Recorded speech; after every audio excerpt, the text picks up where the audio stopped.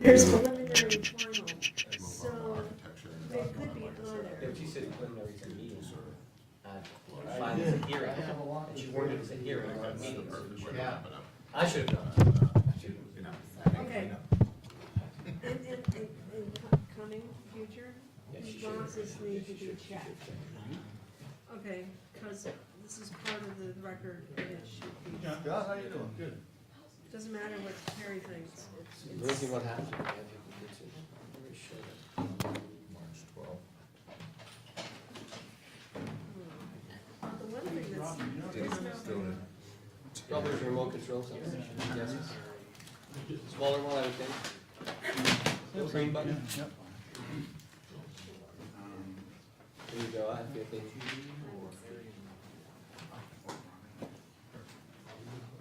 Look, if you want an answer from me, you have to give me 24 hours notice. I just got a Oh. flash drive For, for the 3 Maple Street building. So I've got everything, but so did you see the PDF I sent out? No, So, okay, so it's you like should, you're off the hook though, if he's got everything. so you should see if what I've got is gonna work work for for you. everything. I do. Okay, all right. Happy days.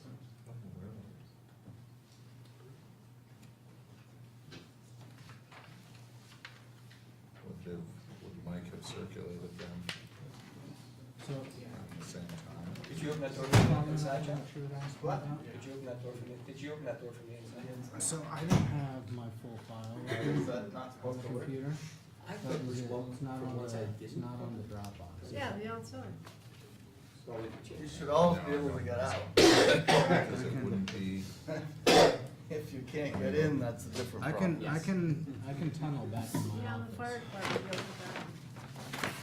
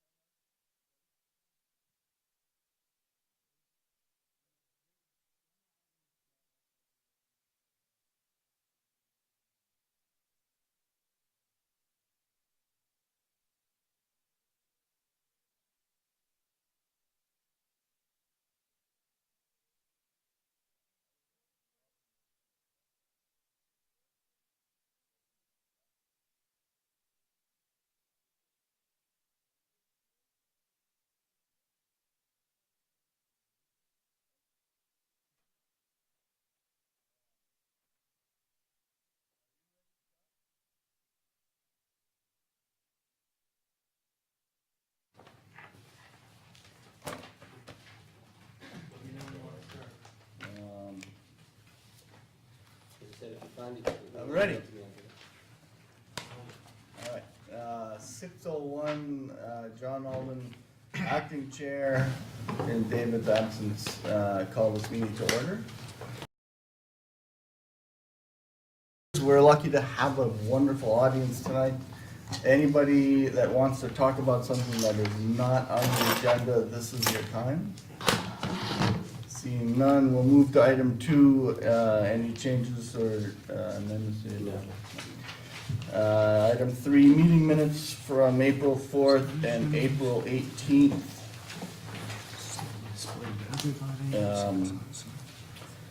I will entertain a motion to approve them individually. I make a motion, we approve the minutes of April 4th. Any seconds? second. Any discussion, changes? It's which one? All those in favor? Aye. Opposed? Motion carries. April 18th, any alteration, any motion to approve those? Forward that to Robin. Well, so moved to approve. I just had one question. It may not require anything, but in the back, page 3, it says that there will be, we're supposed to have a meeting on May 23rd. Has that been warned already? Yeah, that's for the municipal plan. So I have. All in favor? Aye. Opposed? Motion carries. Thank you. We'll point out tonight a couple of things. We only have 4 members. We've lost 1 to 2 to attrition, and the chair, David Natisco, is not here tonight, so we're down to 4 members. So we just barely have a quorum. I will also disclose working relationships with a number of the people on the applicant's team on other projects. I work with them, they do not work for me on these other projects. We both work for the same owner, so if anyone has a problem with that, I will recuse myself. Otherwise, I'm ready to go and I don't have a problem. I just seen the other tier. I guess No not. problem. Okay. Good, so we're off. I welcome the applicants. This is a big project. It's probably one of the bigger projects we've seen in our village. We saw the master plan last year. We had made some comments. It looks like most of those comments were addressed, and the proposal is very complete. Staff report looked good, and I would love to have the applicants tell us more about the project. Perfect. Benjamin Avery, Black Rock Construction. Would just like to thank the board for their time tonight, of course, and just to give a brief overview of the items we wanted to touch on this evening. First and foremost, per the board's request at our last meeting, we did provide some updated drawings and are prepared to discuss a concept building at 12 Park Street. That was a request of the board at the last meeting, so we did provide some renderings, and Mike will touch a bit on that building. Again, it's a concept building only, but it sort of fills out the master plan as it's envisioned. And then the major item before you tonight is we are seeking site plan approval for the first 3 buildings, and those comprise 116 residential units. 14 of those are for sale condos, and then 102 rental apartments, with an emphasis being made on smaller efficiency units, targeted to a lower price point, perhaps than some of the other projects that have come forth. The other piece that comes with that, this first phase across 3 buildings, is a build out of majority of the green space and community amenities. You know, projects oftentimes have amenities that come sooner or later. This conceives bringing the major ones in the first phase, which makes a nicer rollout. We think that it means that the folks in the front end are able to enjoy those amenities. The other thing that we've done with this phase is we've really tried to stage the buildings on the southern portion to be ready to be married to the Crescent Connector when that becomes a reality. That's part of the reason that we're bringing forth a larger first phase, is we want to begin planning and be ready to work with the state when they're ready to put that road in. There's a lot of efficiencies that go with the construction of those buildings and the road at the same time. So with that, Mike and Andrew will walk through the staff report items and give you an overview of the project, and then representatives from both architecture firms will be here to walk you through the respective buildings and answer whatever questions. All right, good. I forgot one thing. I have to swear in the people who will be speaking tonight. And it is a public hearing, so just so everybody's aware, we are in an open public hearing here. So, anyone who's speaking tonight, raise your right hand. The statements you make tonight, are they the truth under the penalties and perjuries of perjury? Yeah, no. Are they the truth under the pains and penalties of perjury? Answer Yes. that. Okay, good. So, I'll let you continue with the presentation. Great. So my name is Mike Busher, landscape architect, owner of TJ Boyle Associates. First thing I was gonna do is just reorient everybody. It's been a while since we've been here, and sort of bring up the different issues with the plan, or just the overall concepts of the plan, as well as introduce what we call Building E, which is on the Lincoln Inn site. So just to get everybody oriented, this is the project site. North is off to your right. Park Street, right along here. The existing Lincoln Inn building. Maple Street is over here. Railroad tracks, and the existing Flanders building. As part of phase one, the majority of these smaller buildings over on what we refer to as the southern parcel will be removed. So they're mainly metal sided, utility oriented structures. The Flanders building is proposed to be retained throughout the entirety of the master plan for this project. What used to be the Depot Home and Garden would be retained through phase one, would probably be utilized for construction purposes, and would be ultimately taken down for later phases of the project. On the north parcel, the 3 Maple Street building will be removed, and then everything else in this area will be retained. In fact, I think technically the master plan only includes the lot that's associated with the 3 Maple Street building. But Okay. we are now showing There's no saying. a concept with They're the, not. I don't know what They're you two mean. different documents, take a look. No, we'll Go sort ahead, that out, sorry. keep going. okay. So the laundromat will be retained, there will be restriping, and there's a shared parking agreement between these two parcels. So with that being said, this is what we're here for tonight. Site plan approval of 3 proposed buildings, 3 new buildings. It's a mix of 116 new multifamily residential units and over 12,000 of new non-residential space, combination of office, retail, and restaurant space. As part of phase one, there will be 21 existing residential units retained on site. And that includes 5 units in the Flanders building that will be long-term retained, 5 units in the Lincoln Inn Annex, or the barn off the back of the Lincoln Inn building, as well as 11 units that will be temporarily retained in what we refer to as the laundry building up in this area here. There will also be approximately 24,000 square foot of existing non-residential space to be retained, and that's between the existing Flanders building and the Lincoln Inn. That actually doesn't include the square footage in the laundry building. So as part of the 3 buildings being proposed, we will go through, and the architects are here to go through each of these buildings in more detail, but 3 Maple Street, is this 3 Maple This is Street? 3 Maple. What's the one being, and the one being taken down is referred to as 3 It's 3 Maple. We Okay. kept it simple. Yeah, made it simple.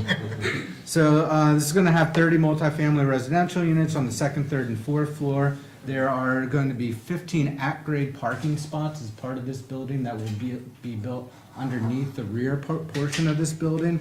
And there's a proposed, a little bit less than 4,000 square foot of commercial for our parking requirements. We broke that up between a little bit of office space, a little bit of retail space, and cafe or restaurant space. Over on the southern parcel, we have what is referred to as the Chittenden Crossing building. This would have 37 multifamily units on the 2nd, 3rd, and 4th floor, as well as 3,870 square feet of non-residential space on the 1st floor, which we have designated as restaurant and commercial space. And then lastly, what's referred to as the Y building, and this would be an all-residential 4-story building with multifamily residential units on the 1st, 2nd, 3rd, and 4th floor. The Y building and the Chittenden Crossing building would be connected underground with parking, and there would be a total of 79 spaces underneath those areas. The concept for the whole development is not to be a standalone development, but to integrate itself within the village center of Essex Junction.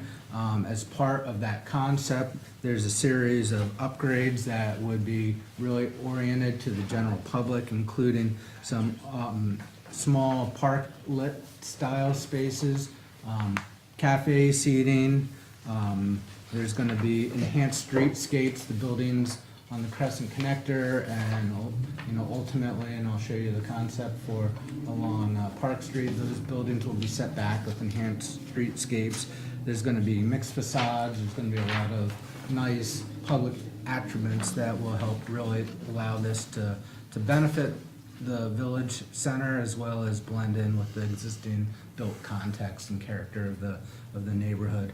Along with the public spaces, there's also going to be a series of private spaces for the residents within the neighborhood. There's a proposed pool behind the Y building that would be for not just the residents of this building, but for the other buildings that are connected with the development. We're looking at a series of spaces throughout. This is 3 Maple, so there's a small seating area, benches, tables, same thing outside the Chittenden Crossing building. This is the area in between the Chittenden Crossing and the Y building. There's actually parking underneath this, but instead of just having this as an open sort of hole down to the parking to connect those two buildings, that would be roofed over, and there's going to be a series of amenities in that space, including barbecue pits. We envision them as natural gas. Been doing that on a few different projects I've worked on. It's really nice amenity for the residents. There's going to be seating, there's going to be planting, there's going to be lounge chairs. This is a blow up of the pool area. So it's really a combination of both private community spaces for the residents as well as publicly oriented spaces that will help the project fit into the general scope and context of the village center. So again, this is just a basic site plan of what we are proposing. And again, this is 3 Maple Street.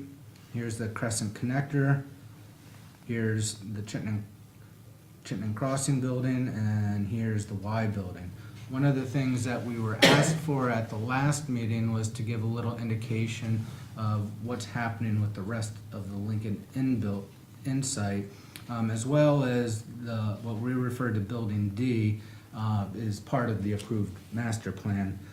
So quickly on Building D, 4-story residential building, flat roof. It hasn't been designed yet, but it would be in keeping with the other buildings that are proposed.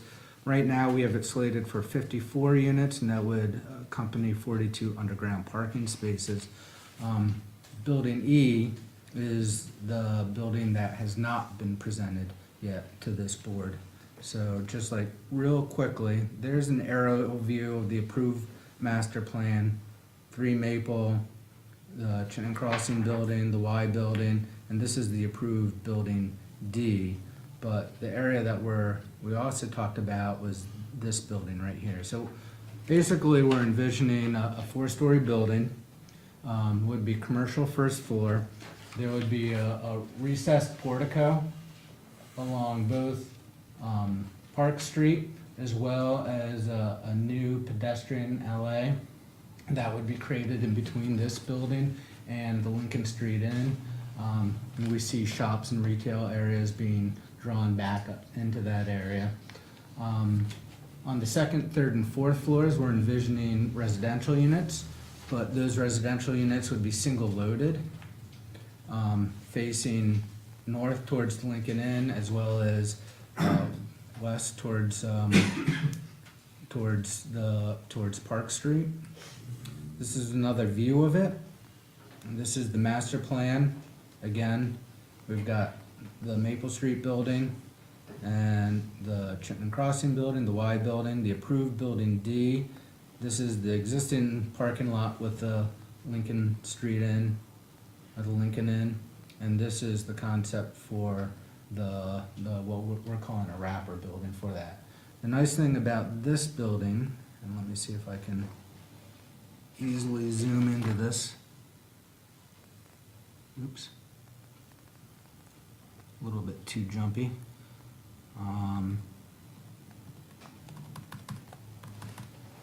It's not gonna do it. So if you look at this area right here, so the concept with this building is that there would be an entrance off of Park Street. There would be active parking that would be behind the retail and commercial establishments. Passage through that level would provide access to an underground level. Coming straight through would go up to a ramp that would get you to a first story of parking above grade. So just really quickly, here's your at grade. Here you come off of Maple Street, you could maneuver through the building to get down to the lower level. There's also access this way, at least exiting with the way things are configured now. You'd pass through, go up to the next level. So the bottom floor would be able to utilize the entire area. So you get quite a few parking spaces, and the subsurface parking, we're showing 79 right here.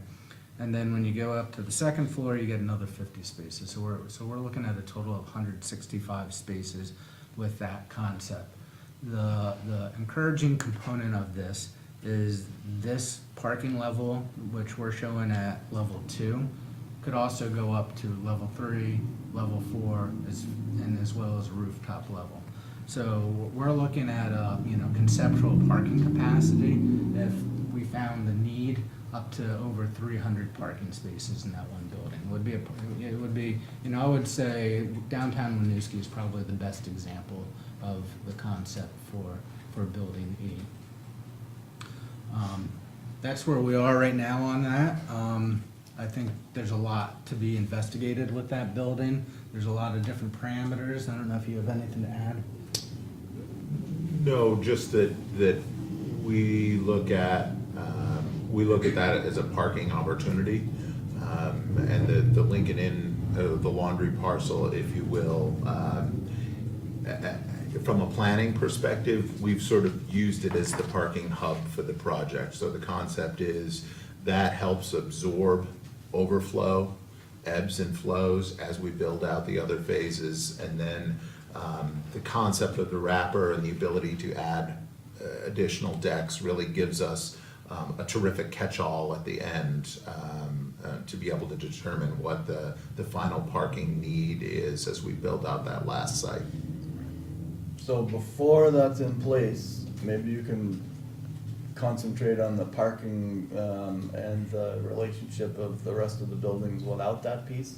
I think it's great that you've added that to the presentation, because we wanted to know what was gonna happen along Park Street there, and so that's really helpful. But so for the first, that's what, phase 2, phase 3? 2 and 3. Yeah, D and E are 2 or 3. We don't know. It looks like you have a lot of parking in phase 1 too, which Yes. and you don't have a lot of new building going in around phase 3, or the wrapper doesn't have that much actual space in it if it's mostly parking. So you will have a chance to look and see what the parking demand is at that point. I think that's great. But let's focus tonight on phase 1 and make sure that's got what it needs. And the one I had written down on my when I was reviewing this, that I needed a little more help to understand the parking, and Sure. it looks like others are dying to talk about parking.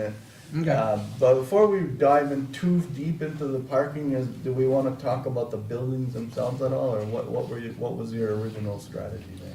We were gonna pretty much go through the staff notes, Okay. and hit on all those issues. Part of the staff notes does talk about, sort of the design review. We were gonna hold off the actual discussion of the building design until we got through all of that, and then we have 2 different architectural firms working on the project, and have each of them come up and present more specifics on the detailing and fenestration of the buildings. Does that work for you? Perfect. We can go, we're prepared to present on, we can walk through the entire staff comments, it's quite a few, or we can just sort of hit on the things that we feel might need attention. A lot of it's just sort of, checking the boxes. There were a number of staff comments that appeared to require planning commission action. Okay. So let's focus on those. If they've been addressed or the village engineer signed off on them, we're not as concerned about them unless Robin brings them to our attention. But there were a number that were either referenced as should become a condition of approval, or that sometimes the village engineer sort of kicks them back to the planning commission and says, you guys have the final say on that, so let's concentrate on those. Okay, so we'll just sort of breeze through and make sure we're not missing anything, but, there's page 1 and 2 are pretty much just talking about the description. Page 3 talks about lot size, setbacks, none of those are an issue. Everything on the site is permitted. There is design review and historic preservation components for this project. We did forward the historic press letter from the state. Right, so that we've looked at that, that's not an issue. So the design review, I think, largely plays into the architecture of the building, but also other standards within the development. There is, number A talks a lot about the relationship of the buildings to the surrounding area, and I think the architects can really better answer that during their part of the presentation. We are taking down 3 Maple Street. And then we get to the top of page 6 is the first time parking is mentioned. And then parking does sort of come up under several different topics throughout the rest. I'm more than glad to get into the parking topic right now, since it seems to be a interesting subject for everyone. Okay?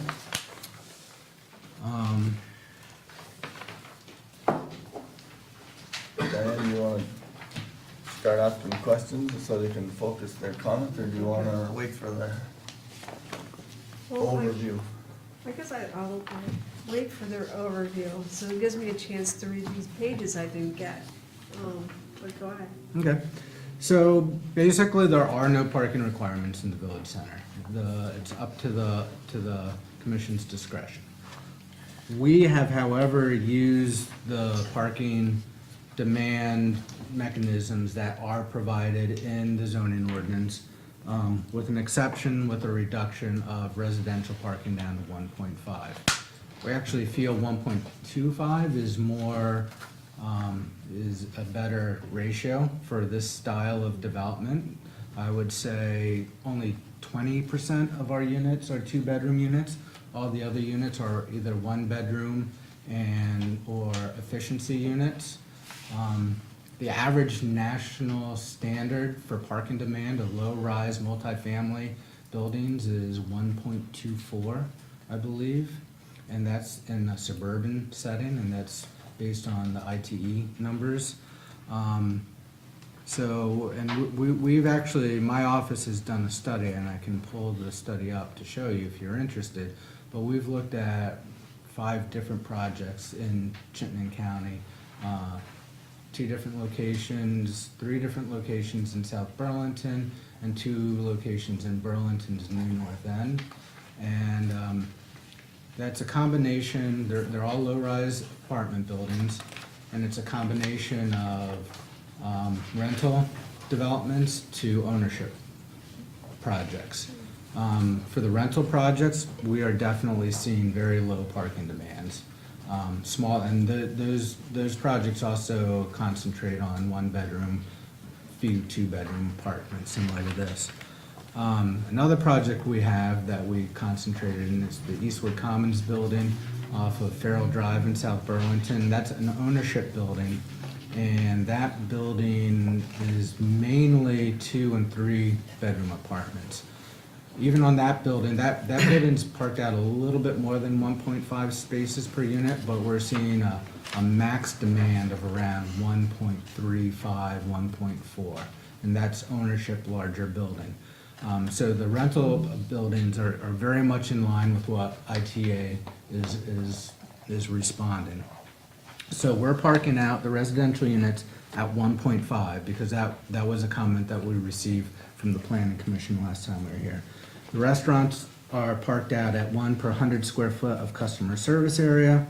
Retail space is parked out at 2.5 per 1,000 gross square foot, and the office space is parked out at 3.5 spaces per gross square foot. So for phase one, let's see, I'm gonna go to here, and I'm gonna pull right into that.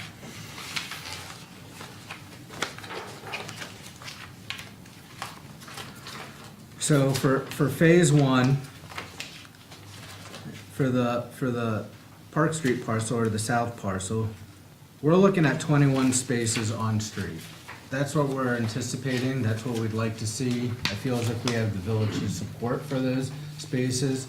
It's not 100% definite that those spaces are gonna be provided, but right now, our calculations accommodate that. For off-street shared, we have 122 spaces, and that involves a combination of 79 shared spaces, structured spaces, as well as surface spaces. So we have a total of 222 spaces for the south parcel. Is that right? Because I think we have 100 in the garage, Okay. and there's 122 off-street. For the Maple Street parcel, there's 115 spaces surface, which is a reconfiguration of the striping in the Lincoln Inn parking area. And that incorporates removing all the spaces that currently encroach into the railroad right of way. So that's looking at that parcel without using any of the railroad right of way. It also includes 15 spaces that would be constructed underneath the rear part of Building A. So this is a document that you do not have, but this is how we calculate the parking requirements. So these are gonna have them, yeah. So this is the south parcel, phase one. We have 79 garage spaces, we have 21 on-street spaces, we have 122 off-street spaces. I'm sorry, that keeps popping up.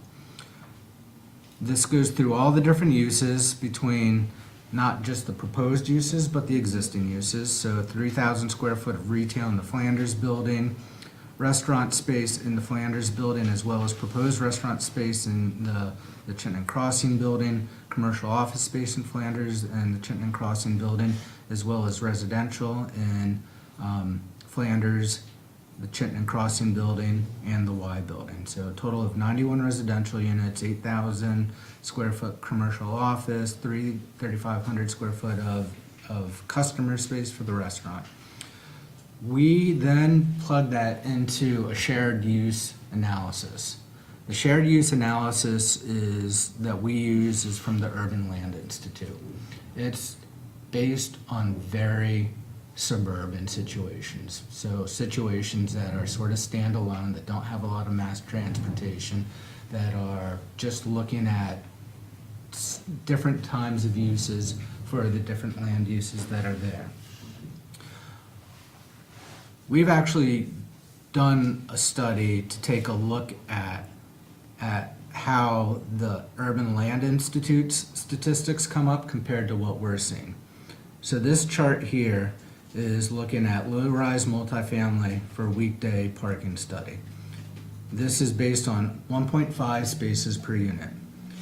You see the Urban Land Institute's numbers are blue here, and the other two charts are based on 2 rental residential projects in the new north end of Burlington. The ones where the old DMV was, Thayer Commons, and the other one is what's called Liberty House, where the old orphanage was that's part of the Cambrian Rise project. So you can see that we're way underneath what the Urban Land Institute is suggesting for shared use. So, we're at 1 o'clock where the Urban Land Institute is suggesting 70% of residential people are using their parking spaces. We're getting numbers of down to 23%, 28%. And we're getting an average of 28%, and I think a maximum of 38%. The blue bars based on the 1.5? This whole thing is based on 1.5 spaces, so no matter what is actually provided out there, this is all based on the 1.5. So our calculations are based on the blue. Yeah. So we feel extremely comfortable that we have a nice buffer of space between what's being provided and what we actually think is going to be out there. The project is going to be managed, tell me if I'm wrong, at 1.25 spaces per unit. As far as the overlap between commercial and yes. The other thing that this project is really concentrated on is, our world is changing. There's a lot more emphasis on mass transportation, on new types of shared use transportation. There's an emphasis on bicycle transportation. There's going to be lots of interior bike storage facilities for people to really have nice secure spaces, not have to drag their bikes up to their units. It's another thing that you see happening at other projects around. We're looking into cooperating with Car Share of Vermont to get 1-2 car shares out at this facility. The developer is looking into becoming a member of CATMA, just to look at the shared use. So we feel that right now our parking numbers are really strong, and for the phase 1, based on the numbers that I said, the 1.5 per residential, the 3.5 for commercial, the 1 per 100 square foot of restaurant, if you don't look at shared parking requirements, that would come up with a basis of 207 spaces, 208 if you round up. We're looking at a shared parking reduction of 31.9 spaces. So with the total parking required with shared use would be 175.6 spaces. At this point, we know we're overbuilding the south parcel because we're building out the infrastructure that will accommodate the future building D. So we're showing we have a surplus of 46 parking spaces at any time. The way the shared parking analysis works is it looks at all the different uses, all the different concentrations of times when people are utilizing those uses, and then it comes up, and this spreadsheet is set up to highlight the area where you have the highest concentration of numbers or of uses. So that's at 7 p.m. on a weekday. It's saying you have 97% of your residents home at 7 p.m. on a weekday, which it's extremely conservative to think that. So we also looked at it at phase 2. Again, this is incorporating the 21 on-street parking spaces, but with phase 2, similar numbers. We're adding building D to this. We're adding 54 residential units, and we're also adding, I think it's like 42 garage spaces. So our number was 79, and now we're up to 121. We have a total demand without shared parking of 288.5. We have 34 space reduction with the shared parking, which means our requirement is 254 spaces, and we're providing 264 spaces, which gives us a surplus of approximately 10 spaces. We feel very comfortable with these numbers. We think that there's going to be a nice surplus of spaces, so you're not hunting around endlessly for a space. When you pull in, there's going to be a space available. This will require some thought towards a parking schedule. So we don't want all the commercial users parking on the surface. We need some of the commercial users to park in the garage, and vice versa. This does not use any dedicated space. So if you're a resident, space 58 is not yours. It's all shared use. It might be broken up to the point where some people are paying to use the garage, and some people use the surface, or some people just might be designated to use the garage, and some people are designated to use the surface. And that's how we'll really break up where, and manage the parking properly. For the north parcel, again, we're using all those same numbers. To start off with, we're looking at a shared parking analysis again. Without shared parking, we are required, we show 150.4 spaces required. We are taking a reduction of 17.6 based on the analysis below, which means we are required to have 132.8, and we're providing 130. So we're actually a little bit shy for the initial phase on the north parcel. We don't have an issue with that. One of the reasons why we don't have an issue with it is because the time of day where we're having that conflict is at 8 p.m. on a weekday, and again, it's showing 98% of residential users are at home at 8 o'clock. And based on our analysis, our research, and our observation of other similar projects in the Chittenden County area, that's just not happening. We really don't get those full residential percentages until 11, 12 o'clock at night, and we don't think we're gonna be even utilizing the whole 1.5 per spaces. In addition, we have a lot of surplus right now on the southern parcel. So project-wide, we still have a surplus of almost 40 spaces if you don't break it in between the north and the south parcel. We just think it's a little bit more helpful to break it between those two areas. So can we go back and look at the site plan and talk about where the demand is coming from and where the parking is provided? As I think you're, at least, I mean, you guys can go look at these charts longer if you want, but I'm pretty comfortable that you've done the homework on them, and it makes sense based on recent projects that we've worked on as well. Sure. So the overall number of cars is satisfied.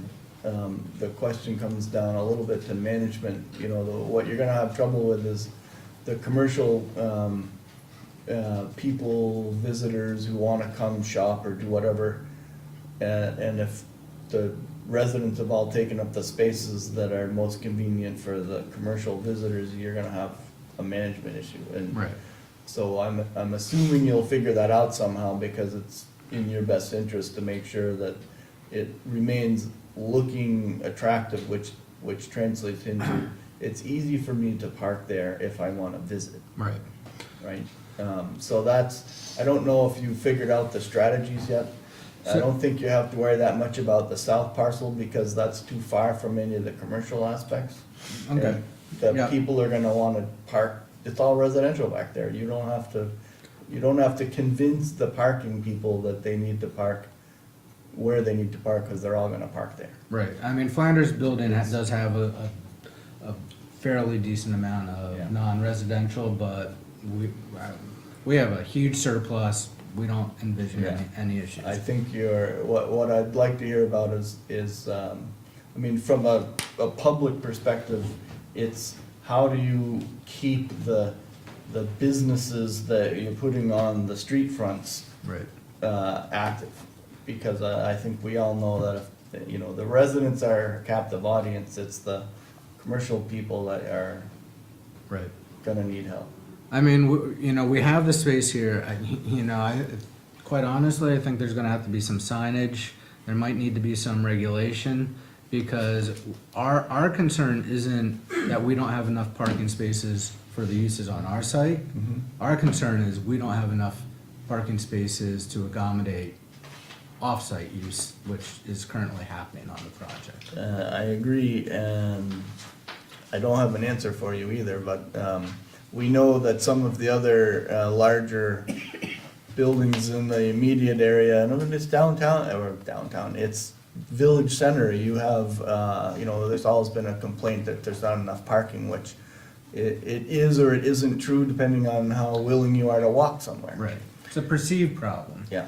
Well, and I think that in phase one, you know, the 3 Maple building, yes, is creating some additional pressure on the Lincoln Inn parking lot, but not a dramatic amount. And as we're talking about other businesses that may park on the property now and that sort of global parking, that building is also set up very nicely to make municipal parking that's directly across the street attractive. So there is municipal parking, which is currently very underutilized. Actually, one of the potential tenants who looked at it was walking the site and acknowledged that. He picked right up on it. So I think that if we're meeting a standard and then we need to take a step back and look at the reality of how people are parking, that has to be baked into our mindset of the management plan as well. All right. So, I have a question. You have on this map, and on numerous places, this is railroad land right here. Right. So have you had discussions with the railroad about, Those are not in our those calculations. are not in, but they keep getting pictured, so it's. Because it's an existing condition. Yeah, that- Existing condition, all right. So, but in some of your illustrations, it also has cars parked there, which can't be if there's no cars there. Well, Okay, we- and some of the elevations have, I don't think we have any way to judge We don't whether or have not any those. way to you- regulate that. okay. You may be able to park there for however long, I mean, we just However don't long know. the railroad I lets it think, go. I think the idea is any resident or otherwise can park there at their own peril. And while we're right here, can you explain, there's where that parking lot intersects with your other parking lot, there were some bollards shown right there, exactly. Right. So there's Is gonna- that the entirety of the separation between the two lots, is that you've got some bollard there, what's happening with? Like, does anybody care whether stuff We happens? do not want, so it's been blocked off with Jersey barriers to date. And yes, we're representing it having bollards, but there may be some field application that goes on, but we would not want any sort of a thoroughfare. So the connection between our parking as it is and that railroad property and the second curb cut specifically would be constrained. Yes, Okay. the village would want that. So all the parking in Brown there on the north parcel is available for phase one? That's all available for Yeah. phase one. And currently it gets completely parked when there's something exciting happening in the Lincoln Inn, so there may be some pressure. There's already pressure just from the, evening activity, so. Have you done any actual car counts at night to, see what On What this, happens on this there? specific site? like the Lincoln Inn, evening entertainment, that draws 2 parking lots worth of people sometimes. Right. And I don't know if you'd have any calculations, cause you'll have times when that's, somebody exciting is there and that's a lot of cars. I think it's, Otherwise, it's probably fine. I think it's challenging because it can, as crazy as it sounds, it could depend on what band they book. Exactly. And it's very, very difficult to plan for the eventuality of the what if. And much like other urban sites, whether we're talking about downtown Burlington or Winooski, on Mardi Gras or what have you, the overall parking complex for the downtown area needs to expand to. Well, I guess what I would say is that I doubt anybody who's coming to the Lincoln Inn for something is gonna end up parking in the south area, you know, the south parcel. They do now. They do. They do. They will, when that parking lot fills, they will fill up the spaces, just to the south of the tracks.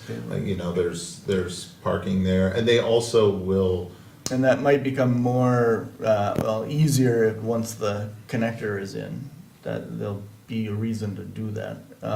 And I don't have a problem with that. Again, it's up to, you know, I think the total, both parcels, all the parking on site is gonna be fine. It's just, again, it's how does anybody get familiar and comfortable with it? If I'm a resident and I get parked out of my unit and I have to go find somewhere that's farther away, that's not really a big problem for the commission, I don't think, as long as the total number of spaces is there.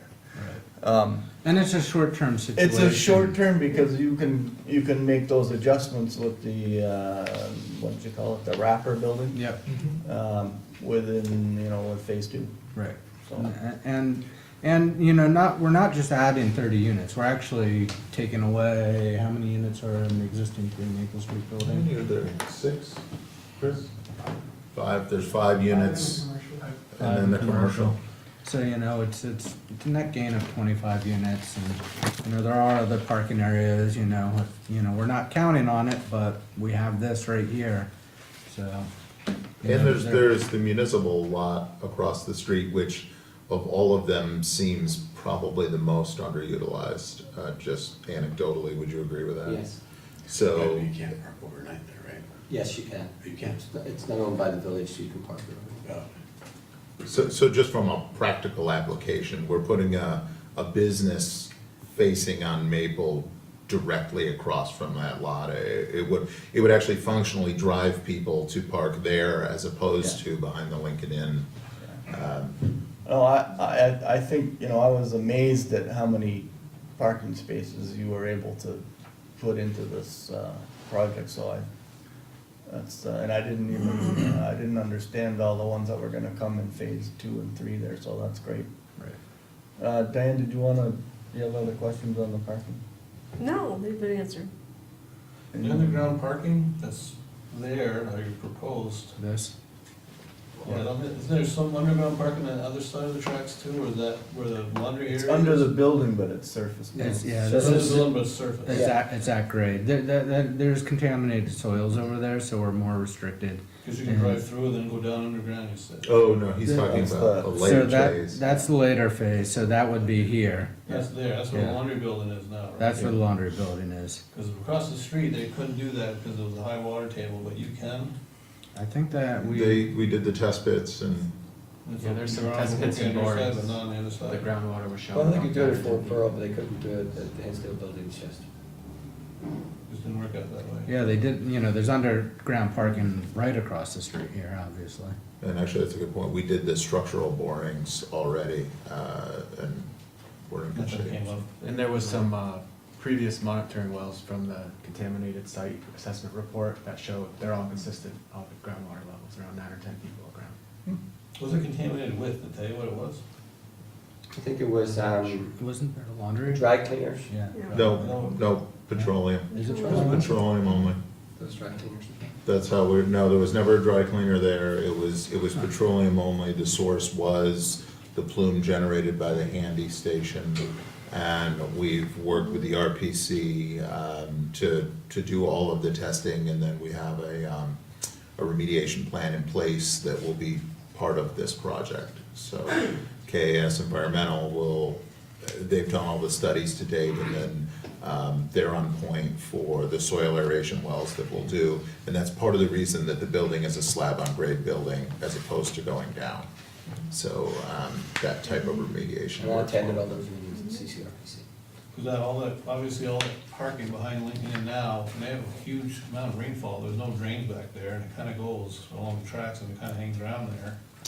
Yeah, and I think that as we get into stormwater, Andrew can talk some about, how we're having to work through all of that.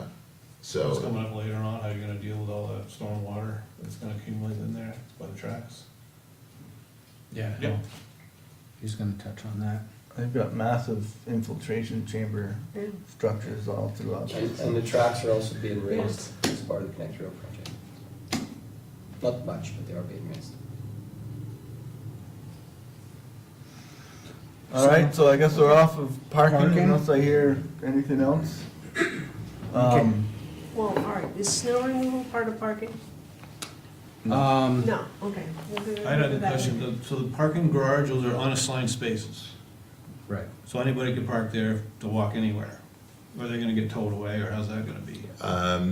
The parking garages are unassigned spaces. Through parking management, we may control access to those for a certain number of residents or residents and businesses. We may want employees down there, so they will likely be access control garages. And we may issue a commercial tenant and say, you know, you have 5 parking passes, you know, you have 6 employees, 5 of the 6 should be parking underground, so on and so forth. You know, again, oftentimes that's managed through cost. You'll have larger units, or you'll have an additional fee associated with a parking pass. But they will not be assigned spaces, no. So they just have stickers, but they can park wherever they want, more or less? Right. Okay. So I don't know So how that- parking management, but not assigned parking, not specific spaces. Let's see, And with a complex the size of this isn't, you know, sort of a one-off building in a field someplace. There would be full-time staffing associated with leasing, property maintenance. So parking management becomes just another function of what those people do. So it really, whether it's keeping up on parking management, whether it's site control, whether it's keeping people from other properties on or off, as well as monitoring and adjusting as we go. So there may be, you know, we may find that less people want to pay for indoor parking, so we aren't doing that, or we're moving all the employees underground. Well, you know, that's something that can be adjusted as we go. Awesome. Let's move on. Okay, the next item is planned unit development. I don't think there's really any comments we needed to address there. Parking again, you want to go with parking again? No. Fences, any fences we do will meet these requirements. Screening, buffering requirements, we're not against any single-family districts. Landscape and tree planting requirements, I happen to be a licensed landscape architect, so we hit that bill. Tree protection, we're really not saving that, there's really nothing to save, so this is all gonna be new stuff. We're meeting the street trees. Landscaping, under D, page 8, there's a landscaping requirement of a minimum of 2%. We would like to work with Robin on that. We feel that, I think, you know, our straight out planting costs are probably somewhere around $65,000. 2% of this project's probably gonna be $150,000 to $200,000. However, there's certain things that are gonna be required to support the planting, such as, there's a lot of treatment that happens on top of this space in between the Y building and the Chinton Crossing building that has pretty significant cost implications that go along with it. We have to do drainage, we have to bring in green roof material, growing median. Additionally, we're doing a lot of trees in hardscape areas to create these community amenities that you just can't drop a tree in the ground. We're gonna have to do civicels or structural soil. You can include those in the landscaping budget. So we'll work on including those things in the landscape budget, and we feel as if we could work with you on a projection moving forward.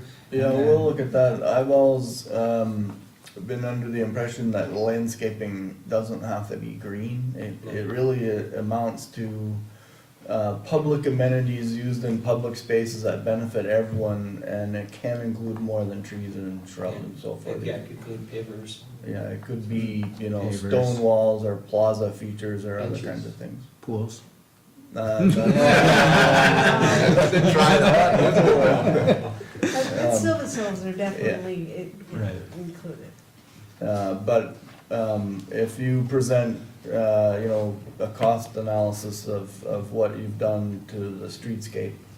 That includes the, park and plaza amenities, I think, that'll be. Right. And I think we have a conversation still to have to see, from the curb back on the Crescent Connector, are we detailing that out, and is that part of our construction budget, or? I think we've still gotta suss all of that out. Is fencing included in the landscape? Like, is there gonna be a fence along the tracks to keep people from going from one side to the other? We're putting the fence in as part of the connector room. We were putting, or the, V-Trans. we trained this, wondering about that. So over in this area here. Yeah. And I think along the long way too, on the north side, right there. Right along there. There is fencing around, the pool area. There are community garden plots that are being proposed in this area. So people are gonna have a little space to grow some tomatoes and other So, green I guess things. what I would say to clarify remarks is that, if it's a amenity for the residents and it's on the private side of the line, then it's not probably eligible for the landscaping budget, but if it's public, on the public side and it's benefiting the public, Sure. it is, Okay. okay? Well, we're probably gonna be, I mean, there are a lot of spaces in this design that, and by the way, I want to give credit to Lincoln Brown for really helping a lot of us understand the whole development, because those renderings are really make it easy to see what the hell's going on. yeah. So thanks for doing that, that's really helpful. And from those, you can see a lot of spaces that normal members of the public who happen to be walking in that area would be able to enjoy, and that's what I'm saying. If you can access those amenities as a member of the, general public, Right. I'm gonna go have my lunch and sit down under some nice trees on a bench or what have you, that's all part of landscaping. Great. Okay. I think our only controlled access space is the pool, Right. for liability reasons, Yeah. obviously. Yeah. All right, I heard somebody talk about snow storage, but you guys can, did that come up in that's a village engineer kind of thing as far as I come. Well, snow storage was mentioned at the master plan level, and I'm bringing it up now because I didn't see any notations as to snow storage. And given how tight things are in here, looks like you're gonna be removing snow, Yeah, be trucking that. and then that's what I wanted to hear. Yeah. That would be ideal, that there's no situation in this development where we're not removing snow at some point. Okay. So there are, I have seen the practice, and it happens even on, some of the regular streets around here, is that if you get a big snowstorm, all of a sudden you lose, 30% of your parking spaces because there's a pile of snow on them. And as long as there's some, effort to sort of remove that in a reasonable timeframe, things are fine. But if that goes on for months, which sometimes people forget about those Right. piles, you guys will know because you're gonna have people squawking about parking, Right. yeah. I mean, for phase one, there'll obviously be area down here to Yep. unload snow. As time goes on, yes, we'll be removing snow. And I think in many buildings, we don't have a choice, we have to remove the snow. So it's fairly common practice for us as an organization. Are we ready to move to buildings, or are we still going through, other stuff here? We still, there's some more staff comments, if you wanna keep going through them. Sounds like a good I think plan. there were some stormwater Questions. questions too. Yeah, I can, So, can you, before we go to the staff comments, can we tell me about, I noticed 2 parking spots for bicycles noted. Thank you very much for the landscaping plan. But part of the standard is that bicycles stands will be, actually, I made a notation, supposed to be close to the business fronts. I know that you've got parking off of building B, in the back, and something's just off the corner of the Y, under a tree, So it's not, if I read correctly. right, so there's bike parking here. Right, Um, yes. There's bike parking, There's bike parking in the buildings yeah, as well. this is bike parking inside right here. Okay. Well, I think Diane's referring to what the non-residential Yep. Right. bikers are But parking, or where they're I'm going. encouraged by the fact that you're gonna, parking, bike parking inside the buildings, it's always helpful. But when it comes to somebody who's gonna be biking up to the coffee shop or, some other things that will be going in, Right. that, somebody might be coming out by bike, because one of your things, you talked about coffee, I'm just using that as an example. So on phase one in building A, I did not see any bike parking for that building. So. I think we went through so many. I may have missed it, so can you point that out? I think we went through a couple revisions and we may have, It's easy enough to add right there. but yeah, I would say in this area, there's an opportunity to provide parking, bike parking. It's a good area too. We like providing a lot of diverse Yeah. bike parking, so maybe some bollards here, there, and some regular racks somewhere else, but I think that we probably need to add some more. I think we may have overlooked some as we went through a series of revisions, but we can add that as a condition. Yes, please.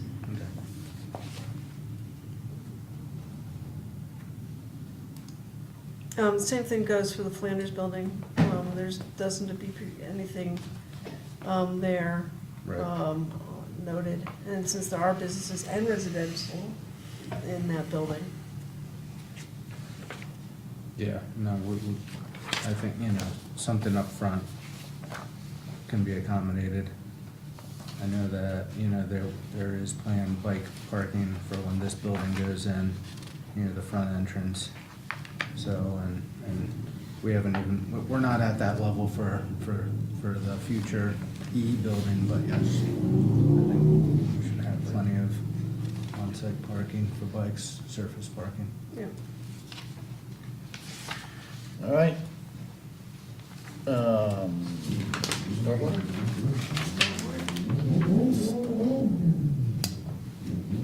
Okay. I don't have any questions about the So- stormwater. What's this called? Oh, yes, Oh, yeah, that's. that'll something come we- with the buildings, Oh, okay, all right, no problem. not an issue. Let's see, what else? We have a slight reduction in the width going down to the parking here. So that's a waiver request. Where instead of 24 feet, I think we're 20 feet, which is, South Burlington mandates that you build some of their roads at 18 feet wide, so we're very comfortable at 20 feet where there's no parking right there. We are asking, on the outside of the parking areas, we are proposing 20-foot tall light pole structures. Yeah, it's a waiver that the village engineer Okay, agreed so, to. so why 20 feet versus the 15? Because it's really difficult to light with 15-foot. Basically, what happens, the closer you get to the ground with a light source, the hotter the hot spot is. So the higher you are, the more uniform a parking scheme you can get. Plus, the throw is better. So, I'm just trying to bring up the details so you can see there we go.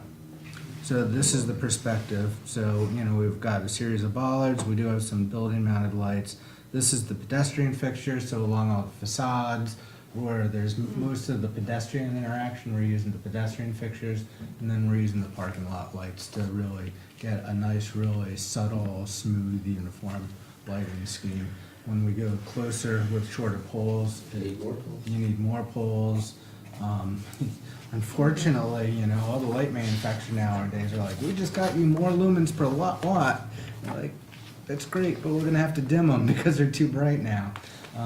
Ironically, it's really hard for us to find lights in Vermont that work well. I mean, we're doing lights that are, only burning at like 7-8 watts because the hot spots are too hot.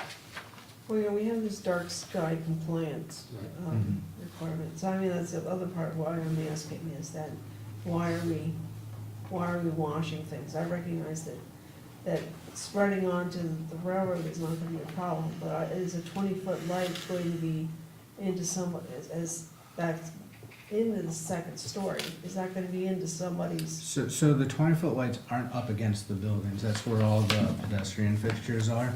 When we do our lighting plan, we look very carefully at what's going on. So you can see this plan shows the lighting contours. So if we zoom into an area, these are can lights underneath canopies. When we try to move the pedestrian lights as far out as we can, we do have some closer by, but you can see that these have backside shields, so we're really directing the light away from the buildings. I'm more worried about your V2 like going into somebody's bedroom on the These? second floor, yes. They're really strong. You know, the nice thing about LEDs is that how well you can control the light. So the light from this fixture is probably coming out to about here. It's not going further than that. It's got a really controlled cutoff to it, so it wouldn't be shining into any of the bedrooms or even on the first floor. Okay, I know a lot of people, I've put up curtains in the past in my residences because there's Yeah. been a street light that's just been. Yeah, I mean, the reality is this parking lot's gonna be lit, so it's not gonna be a dark street outside of people's bedrooms, but they shouldn't be getting any glare. That's what we're trying to avoid. We're trying to avoid the glare. And the foot candles in the parking lot, let's say, what are your hot spots, or what in your other spots? You're only talking about less than 5 foot candles, right? I mean, Yeah, our maximum foot candle is 2.39. that's really dim. Our minimums are all down low, our max to min Okay. ratios. You and I wouldn't be able to read, Okay, all right. Well, it's not like Pearl Street where you can read as you're walking along, okay? No. I mean, No, but, Those are like 30-foot candles. well, those are, anyhow, we're not going there. But anyhow, I'm just concerned about, having somebody have to really go out of their way, to get an invasive street light Right. or No. parking lot light. No, we're pretty sensitive to where the placement of the lights go as far as windows and, if we have a light structure that's going up closer to a building, we try to not have it out in front of a window, but try to place it in between an area where there's solid wall. So we're very conscientious of that. So yeah, basically the taller lights allow us to have lower lighting levels and less lights. Okay. I understand. Thank you. Mm-hmm. All right, I don't see anything controversial after that until we get to traffic, and then there's some, request about submitting appropriate traffic information detailing the increase in traffic generation, and, the next page it says, having, sort of a post-op, within 6 months, see how it's going. 50% occupancy. 6 months of 50% occupancy is what it should say. That's what it said. So that's staff's recommendation then? Yes. So, was there traffic, studies done before has the engineer looked at that, and then were they done, or were you waiting until after they built this to do them? Lamro and Dickinson, Did they he? did a traffic study and it was Yeah, Roger reviewed by Dickinson, the cameras. Impact on level of service for surrounding intersections is negligible? Awesome. And is that assuming, the Crescent Connector is in place, or was it done both ways, or how did, I believe it was assuming the Crescent Connector is in place? And just remind me on the timing for that, Robin, it's estimated to be under construction next year? Well, the plan at the moment is to go able to do the new crossing this year, Okay. and then the road will be built. 2019? Yes, and then the road will be built in one construction season, 2020. That's the And schedule. your phase one will open its doors 2022, 21? Actually, it is our hope to get the 3 Maple building in the ground this year, in Yeah. 2019, and be staged and ready to work with the Crescent Connector next construction season. The estimates float a bit, but there's probably $250,000 in savings or more collectively on either side of the line if we're able to coordinate our efforts when they build the road, to have that building going at the same time. So it would be our intention for that to be a construction season 2020 as well. And it helps the disruption to, Optimistically, it sounds like it's gonna work out perfectly.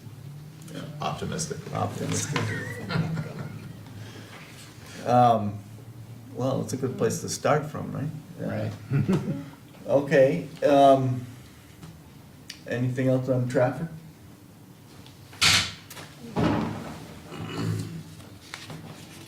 Awesome. Well, there's, All right, I'm ready to talk about buildings. yep. Can we- Steve? Bobby?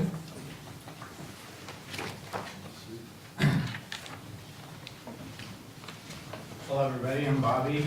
I was the designer on the 3 Maple Street building. That would be Building A. Yeah. I'm here to talk about our design intent, some of the inspiration for the building, as well as the amenities and economic value that the building provides to the village of Essex. First thing I'd like to talk about is the Brownell block on Maple Street, as well as the Kalanges block. Those were 2 buildings that we took inspiration from, mainly the Brownell block. And then some things I'd like to point out on the renderings was, from the Brownell block, there is a crown, a white crown that's kind of iconic of that building with a dental molding. And that is a detail that we wanted to bring along in our building that was very important to make this building look historical. Another thing would be the retail spaces on the Brownell block have a very iconic horizontal separation to let people know that there's a retail place and then there's windows above that make it look different. And that was another element that we wanted to bring on our elevations too, which you can see by the blue panels.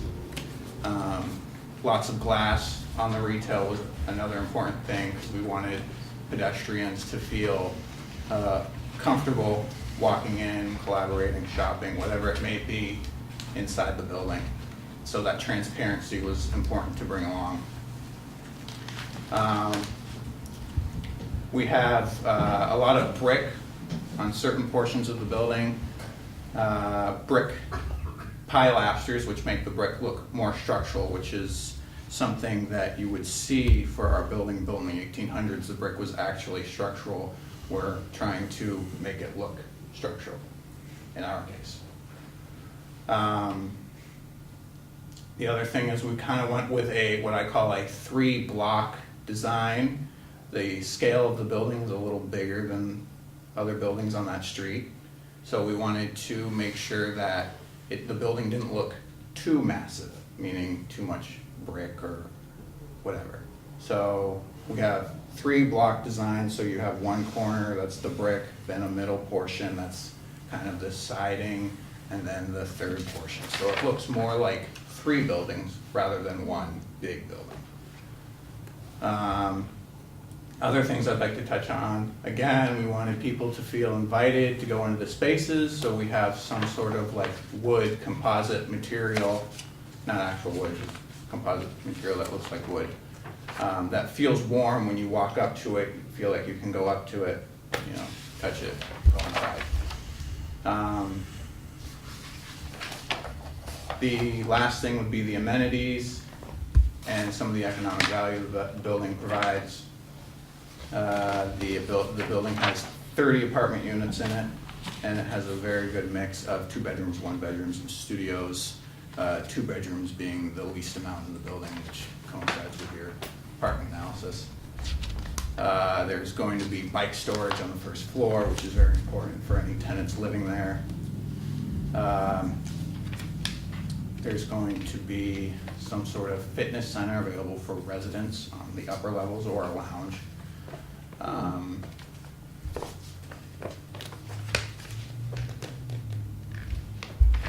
And greens, there is a little bit of green space over in the back of the building, closer to the park, that will be available for anybody that is around there. Parking spaces under the building in the back as well, which we plan to have some sort of screening so you don't actually see the cars, but at the same time, it's kind of a perforated screening, so it's semi-transparent, so we don't want it to feel too dark when you're parked there or walking through it. And I think that's about it. Is there any questions? You gonna put a green roof anywhere on that, or just green space on the ground? Is there gonna be anything on the roof, like, you know, like? Currently, there's no plans for anything on the roof. It would be something to consider. No solar panels, no, It's interesting, we're working on solar on another project right now. I think that one of the things we're taking a look at is solar holistically on this. One of the things that I've learned about solar, it's very difficult to build solar before whatever it's going to power exists. That's a challenge, and that goes for ground mounted or wherever. The incentives are better if you have a place where you're going to send it immediately. The same group that we're talking to about solar on another project is aware of this, and that we have enough southern facing rooftop that it's definitely a consideration of whether it is sort of a broad-based or whether we have multiple arrays that are offsetting one entire building. That economically we have to figure out. But it's absolutely something that we envision being an eventual component. It just needs to come later in the project. Great. One of the things that we do like about this building, as a credit to the design, is there's a fair number of balcony spaces on this building, which do offer some outdoor space, and in a lot of buildings, those balconies can be reserved for premium or larger or top floor units.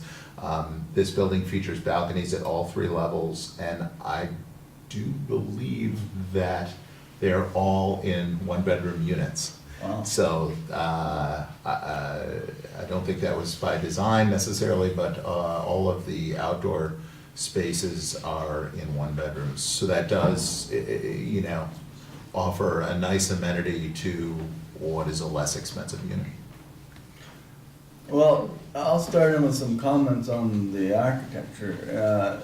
I think the brick portions and the Maple Street facade are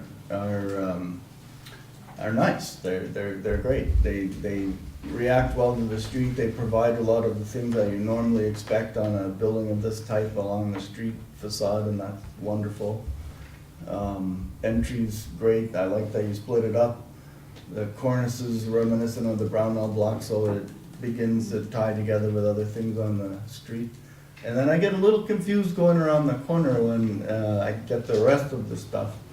The metal panels and that's why I appreciate the Lincoln Brown renderings, because they help understand what the straight elevations were trying to show, which is that there's really enough going on back there. That is the floor plan, the site plan and the building envelope footprint reads flat. and yet the buildings are not flat.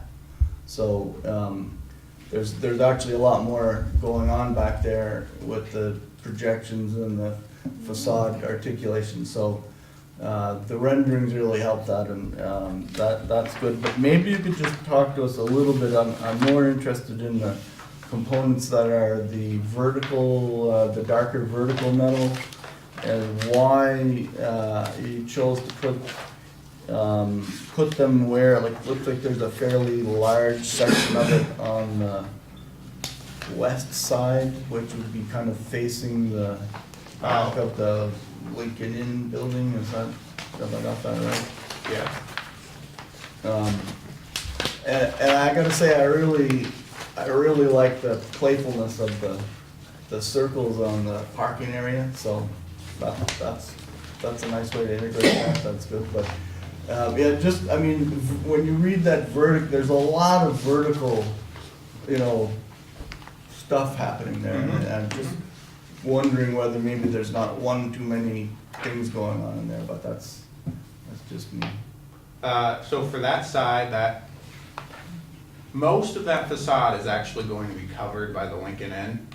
I mean, I would say probably 70% of it. Up until you get up to that very top level, you're not gonna see it because you have the building in front of it. The idea was to use a darker material there to kind of almost make that end disappear. You know, we don't want the building to look, again, we don't want it to look too big. We kind of want that back end to disappear, and we think it will if you use a darker material in combination that it's already behind a building.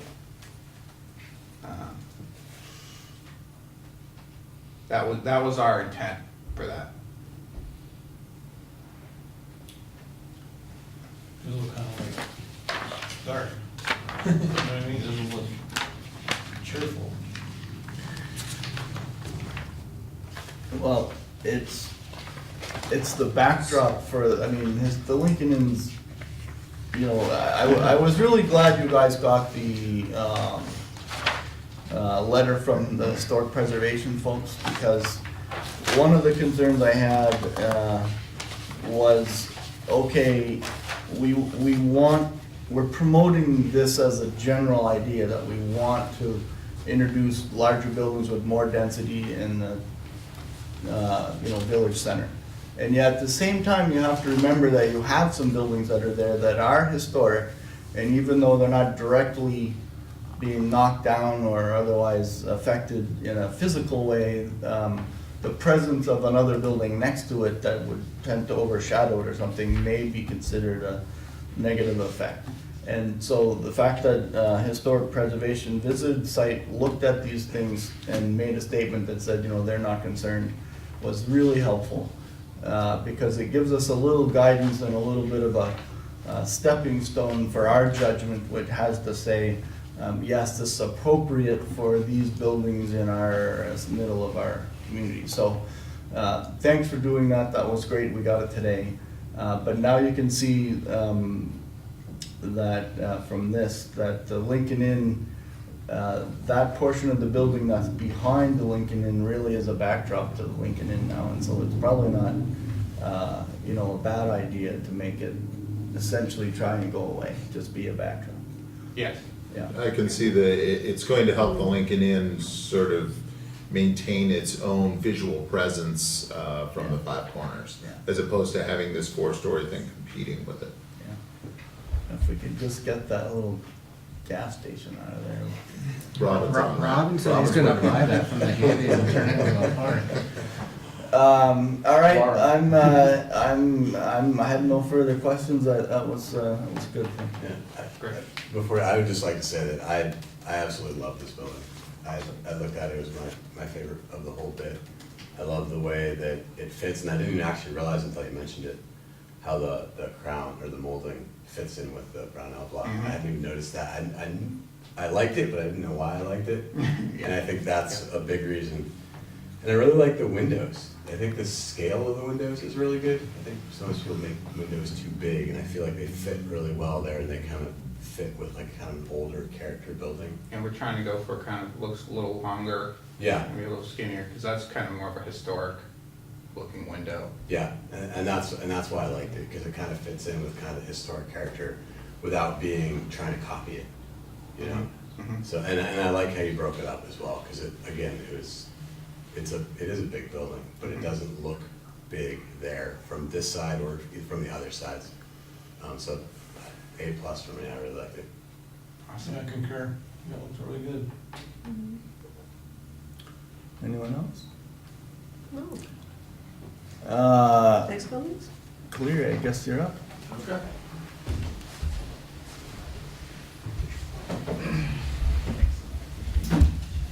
I'm Cleary Buckley with Smith Buckley Architects, and we designed the Chittenden Crossing building and the Y building, which take a little different approach aesthetically. You see them as being a little more contemporary in their expression. Starting with the Chittenden Crossing building, there's one thing that is really unique about this is that we've got a drive-through the center of it.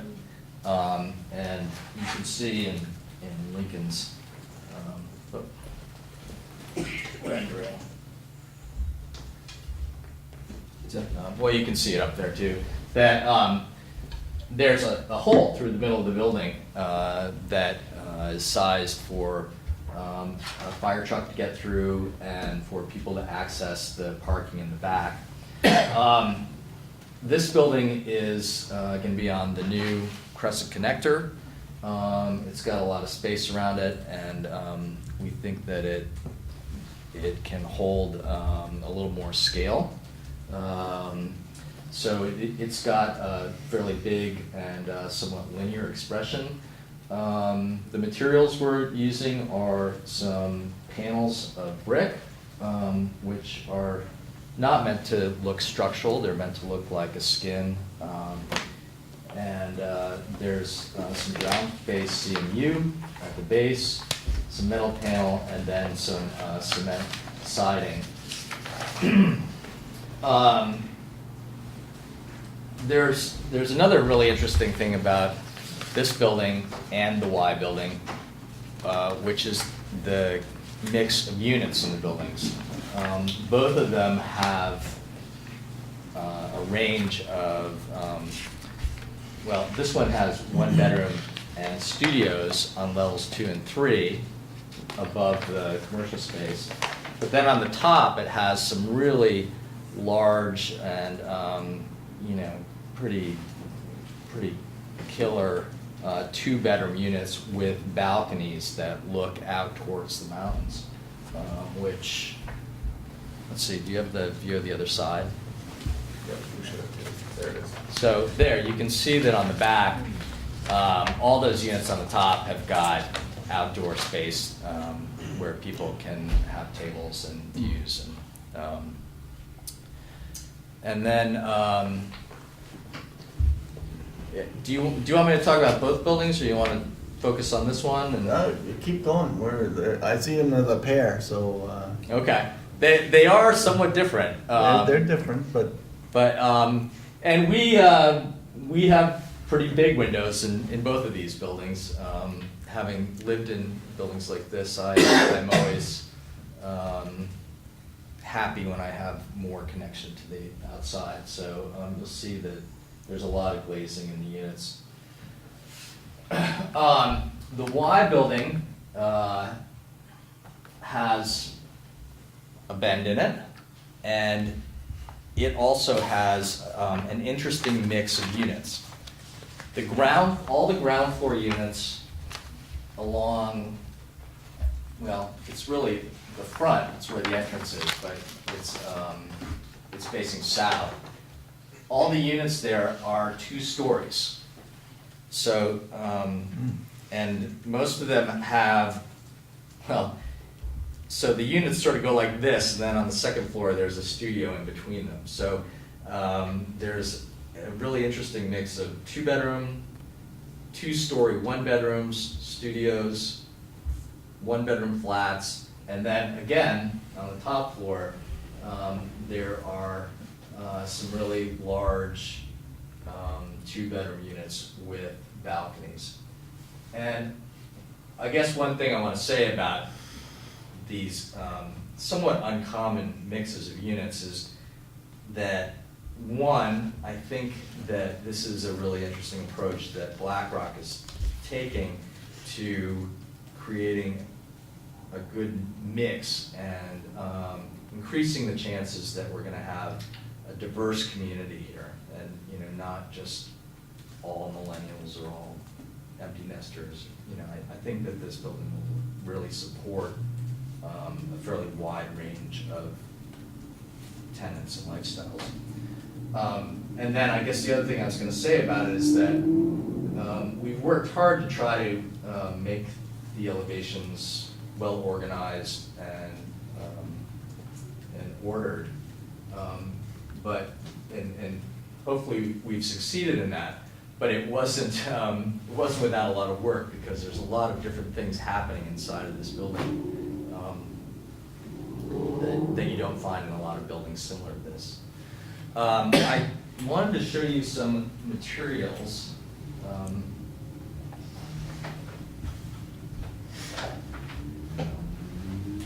Primarily, the material that you see with the mottled green and white in this rendering. So. Thanks, because I was gonna ask you about that. So these are color-through fiber cement panels, similar to Hardy, but thicker, and they have an integral color that goes all the way through. I really like the kinds of colors that they have.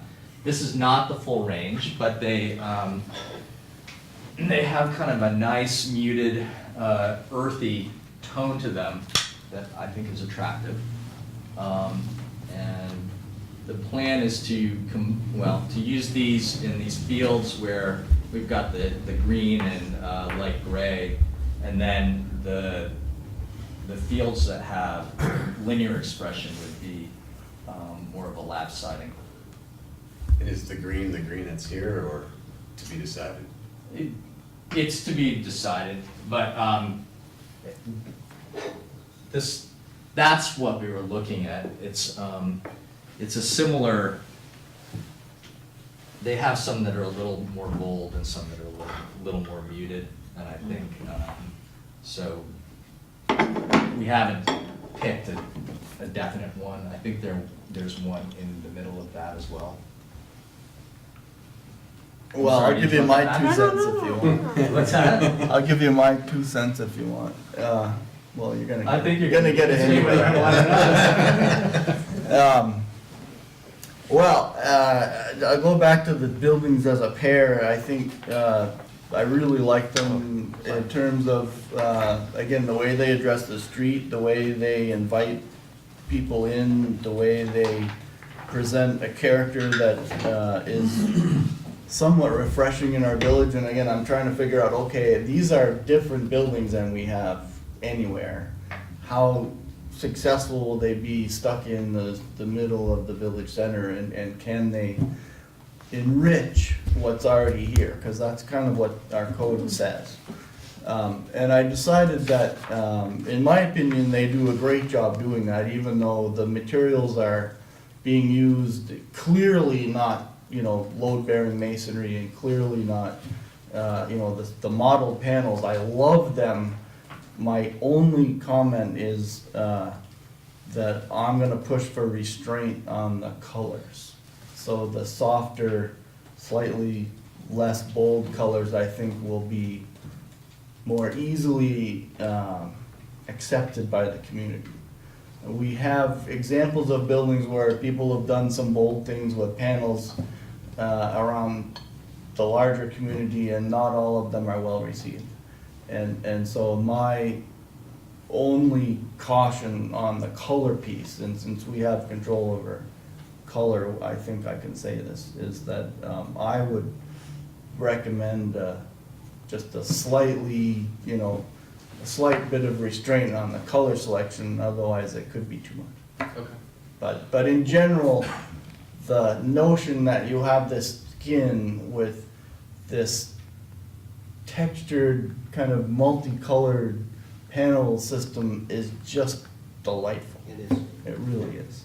So I guess my question is that we don't have an elevation for the new, what the Flanders building is going to look like.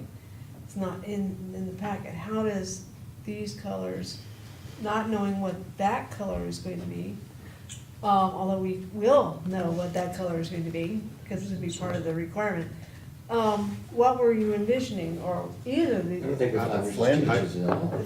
so It's the kind of Flanders? a yellow beigey. Well, it's a yellow color. beigey sort of thing, so I mean, it's, this building is gonna be up against.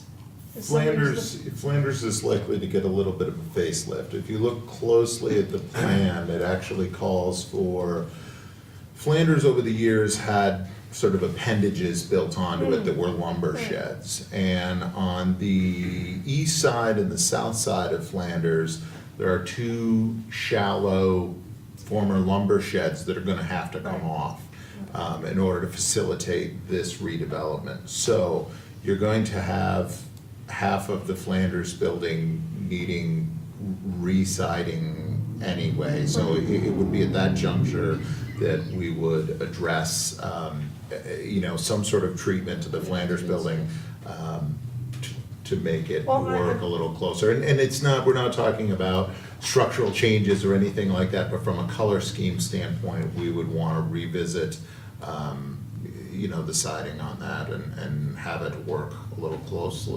more closely with the new buildings. Well, I knew from the drawings that, yes, the Yeah. wood sheds were coming up. I was just kind of not knowing if you were going to stay with the same color, if you were going, at this time, I don't- because you would be taking things off, or you'd be, I don't think it's been determined yet. Probably we would wait until we, we had finalized what the larger panels were going to look like, and then we would address it. Yeah, you'd have to wait and see us that anyway. Yeah. It's a really dumb comment. The Amtrak goes through that bend right about where that building is, that's when they blow their whistle. Is there a way, or is there gonna be something about the noise that thing's gonna generate when I think I'm screaming through there at 6 o'clock? The right there is where they blow the whistle, because the tracks are, the crossing, it's just, At 10 miles an hour. well, seems like they're going along pretty fast, but anyway, it's gonna make a lot of noise right there, so. Only going north.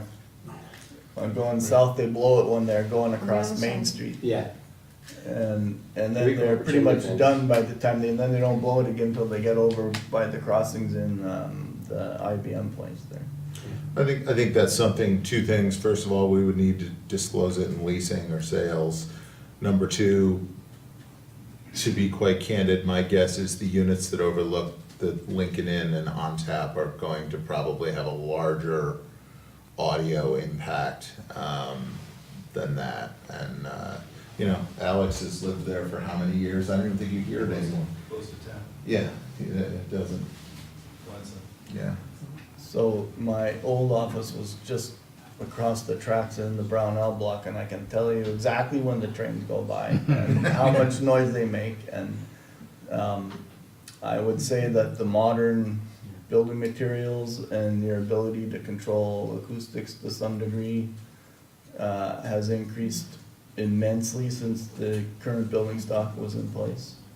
And I don't think you're gonna have the kind of, I mean, if you have your windows open and the train goes by, guess what? You live next to the train tracks, okay? It's not, but I don't think that's really gonna be an issue. We don't get as many trains as we used to get, and Amtrak is twice a day.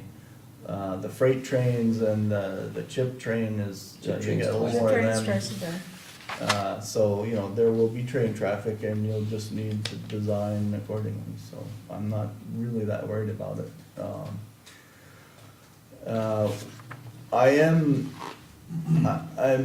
I'm stunned by a couple of things. One is the drone pictures showing the whole, kind of Winooski River Valley there that are in the pictures, and I don't know that anybody's really done this before, gone up above and looked out. I mean, will you be able to see the water from these upper floors, or is it just the mountains? Do you guys, have you figured that out Putting yet? out the top of the cupola, right? That's, I don't think you can see the water. you can see the mountains though, right? See the mountains. Yeah. 'Cause that was one of the things that the people at Four Pearl noticed when they built that building, was that the upper levels had unbelievable views that, you know, of the mountains and the whole surrounding area. For right now. Right. Well, I think that's where we were going with Yeah. those rooftop units. And I mean, I see that kind of thing in other environments around the edges of, you know, urban environments, and there is a lot of life generated by having outdoor space on upper levels of buildings, and I think that's gonna be really successful. You know, those units are gonna be nice, yeah. We like the idea of bringing home ownership into some of the buildings too. I do think that Yeah. that changes the dynamic. And, you know, Cleary touched on it. You know, one of the things that we were really trying to do here is build a community, not an apartment complex. And, you know, we, as a credit to Mike and to the architects, rather than fight the odd shape of the site, we worked with it. And then really by mixing the unit types in each one of these buildings, it hopefully sets it up for a true sort of blended community approach. I think the Chittenden Crossing building is going to have, the ground floor of that building is going to really contribute to the village life. There's a slide in here that shows sort of a garage door with a dining area. This here is the, I guess it's here. So, you know, the Flanders building is out here, there's the new road, there's this outdoor dining area that where, assuming we get a restaurant in the end here, they can open up and, you know, when the weather's nice, people can sit out there. And then something that's nice about the drop-off is that there is a pull-off within that drive-through where residents or people going to the restaurant can pull in and drop somebody off if the weather's, you know, not so nice, and then go park the car. Well, this is You know, the I think it's gonna help southern draw corner, people. right here, that has all the potential to be actually warm in, you know, not in the shade. Be nice. Yeah, that's the, Yeah. southern corner of the larger building, yeah. Well, and this sort of triangle park that gets created, actually, the Chittenden Crossing building fronts on one side of it, the Flanders building fronts on the other. So what you've really got is several commercial spaces feeding right into it. The renderings don't show it, but looking at the one on the screen now, to the right would be where the bakery is today. So, and with the change in gradient that's going on due to the connector, all of this is where the existing Flanders building commercial suites have stairs, that will go away. So everything will sort of be at ground level. So it really creates more of a retail plaza as opposed to just a sidewalk street front.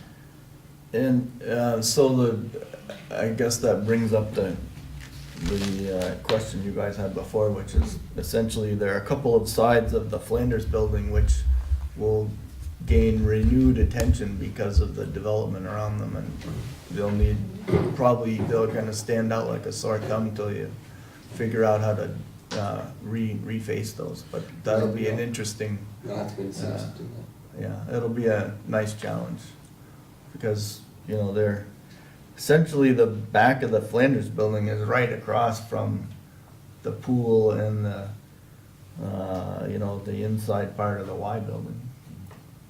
There's not a world where the Flanders building doesn't get reskinned. Yeah. It's just, Yeah. we'll have to set about how to integrate it into these new buildings. And it will probably have a similar palette. Yeah. But in a little contrasting color, because we don't wanna make it disappear either. Are the radio, the cell phone tower still gonna stay on top of the Flanders building? Yes. This all stays there? Correct. Notwithstanding any future, if who knows, the cellular guys decide, oh, bigger building, but that's a separate issue, so. You don't have a tower designed into yours, is what you're telling me. No, there are no towers designed into these buildings. Shame. You want a windmill? I love towers. Any other questions, or can I open it up to the audience? Why don't we let the audience have a shot at this here? Dustin? Just that, this is really neat, so I appreciate the opportunity to see what this is doing. Go back to parking and everything else, but one of the questions is, as I'm looking at this, I appreciate the pedestrian orientation, I appreciate the streetscape and so forth, but 3/4 of our season, of our year is not really pedestrian friendly in general. So what's the anticipated impact of winter to your outdoor areas and your overall flow, and back to the parking that you touched on so much? The parking needs go up in the winter. Most people aren't riding bikes in the winter. So, the emphasis on, the new bike path and so forth, it just seems like that's a missing component. Were the parking projections done based on summer? Is it based on use year round? It feels like, from looking at this right now, that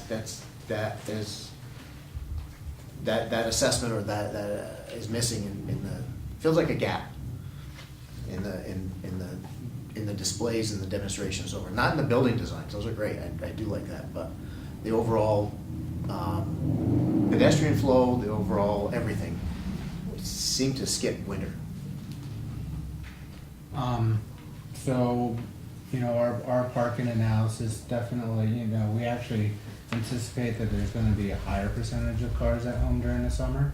So, to a certain extent, that would be an extreme point, because if people are riding their bikes, they're obviously not in their car. But generally, I think for the lower car ownership, what we're seeing in these styles of development, it's, I think location and proximity to nearby conveniences is helpful when people do walk during the winter. But I think just to clarify, I'm less thinking about the impact of the residents, because they're there. mhm. I'm more interested in the impact of the commercial and or the retail, the adjunct uses that are proposed in the buildings, the lower areas. I see that having a Right, yeah, a no, I can different understand impact. that. I think the numbers that we've used are numbers that don't necessarily take advantage of the mixed-use urban component of the project. So we're using calculations that are really based for more suburban areas where these mix of uses, time of day uses aren't actually in the calculations. Those are components that we think will even lower the parking demand further beyond from what our projections are. One, I would say that a local example would be Winooski, and Winooski today has a phenomenal commercial success, and the number of spaces, particularly the number of spaces that are adjacent on the western side of the loop there are very few. I don't know how many spaces are there, can't be more than 30 or so spaces, and then they're feeding back either across the street into the garage or into the streets behind. But I think that I only use it because it's something that we can point to very easily. We all know it, we've all been there. And that's an example of providing, I think, actually significantly less number of spaces in immediate proximity to the businesses. And yet people in the wintertime, they park in that garage and navigate that racetrack to get across. And even now, just the span of the Lincoln Inn parking lot on a Friday night, they're walking sometimes from the other side of the tracks, or unfortunately, sometimes from the Bailey Spring and Chassis side. So, I think if we're talking about how those businesses operate today and what people are used to today, sure, on a Tuesday afternoon, you can get a spot right next to it, but I think people are used to making that traverse on foot. And there'll be somewhat of a trade-off. It's gonna be more of an urban scape in the center of town, so, there's gonna be a little bit more of a parking management type of a scenario where you're not gonna pull up outside of on tap, when the entire project is built out and, walk 20 feet to get inside. There's still you're gonna have to utilize the parking resources that are through the village. It's gonna have to work cohesively. There are 79 spaces underneath the Y and the shipping crossing building and an underground garage, which, I think realistically. It's almost one space per unit. It's almost one space per unit, and I think the residents of the buildings, in the winter, are gonna gravitate to those. But also, the main entrance to the Y building is here, but there's also an entrance at the end, and all along here, there are the entrances to the ground floor units. So I think that's gonna help to allow and encourage the parking to be dispersed that's on grade. So, not everybody's gonna feel like they have to park right behind the chimney crossing building to get into it.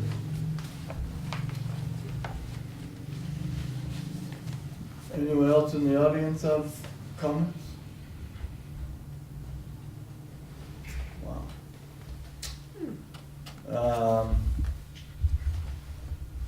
I guess we can close the public hearing. Do I need a motion? Anyone want to make a motion to close the public hearing? I make a motion to close the public portion. Second. All in favor? Aye. Opposed?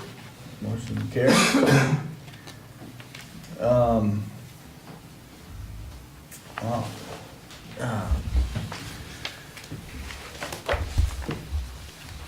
What are you looking through? We have a whole raft of staff comments. We have 20 staff comments so far. One I didn't put in, John, I'd like to put in, and I'm not sure it's gonna be a problem, but 93 Maple Street building, can you put it? Would you wanna see the No, just the plan, site plan. Well, it's probably good enough. I know you've got bollards and so on here, but I wanna make sure, I know it's railway line, but I wanna make sure there's no way to cut through from Park Street to Maple Street. So you, like something that comes this way then? Something that stops people making that, The firemen ever gonna have to get Shortcut. through there, Robin, you think? only if we're putting out a fire in the parking lot. No, but, if they have to get back there to do something, I mean, is that a wise thing to do, is it block that off Yeah, completely? but it's blocked at the minute. Yeah, there's Jersey berries in there, or Right, they're but waste what blocks. are you gonna do? Well, those can be moved. but Well, why there's would you still, have to burn, right? there's still that whole long corridor that's on the railroad side of the, Yeah. I mean, it's already paved, you could zip right through there if you executed this design where you leave in a stripe all the way Yeah, it'd be along. more obvious. We're very open to a condition of, Yeah. we have to close it. Well, it's not your land, I don't know how I mean, this shouldn't be your problem, it's, How I do can work with railway, but Yeah. I just wanna. I mean, it's up wanna to make you sure. to figure Yeah. out how to do that, it's We not want, even we his want to problem. minimize the potential for that as much as we can in this project. Yeah, I think we heard from the applicants that they don't intend to let those two parking lots mingle at all, and I would say that's fine. The remaining railroad property is probably between the village and the railroad to figure out how to manage that. I don't think it's the applicant's problem at all. True. I mean, you can't give it to them both ways. You can't say you can't use the parking, but you gotta figure it out, you know? It doesn't work that way. All right, so I don't think that's a condition. I think that's something that you have to work on. Thanks, John. Yeah. So Sorry. you have to work something out with the drainage anyhow, because the drainage flows from that parking lot. It's not gonna be used to Park Street. That's the flow of the water from page C14.